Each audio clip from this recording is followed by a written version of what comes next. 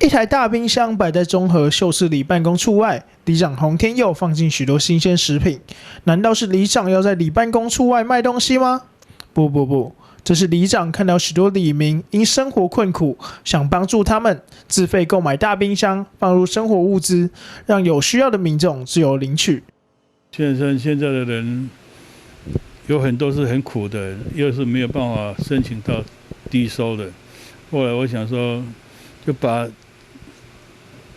多余的东西可以放出来外面这样。我想说，公家给我们的经费我们还够用，我们就拿出来了，也不存私啊。反正年纪到一个程度了哈，就是该给就给。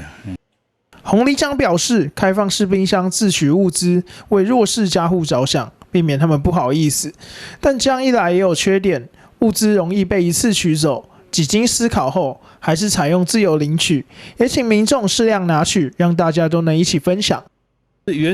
原来是他们讲要登记，我说不要登记，因为拿的人会有一种自卑感，他是这样，你就知道我来拿了，就是不好，所以我们就放着，我们也不管他，只要我们人不在，他们的速度就很快就拿走了。因为人都有自尊啊，我们也不会去这一点点事情哈。又影响人家自尊不好这样子。大冰箱内的物资都是里长自掏腰包购买，有时候也有热心民众赞助。之后行有余力，计划分送热食，一样是采自由领取，照顾有需要的民众。记者简明山综合报道。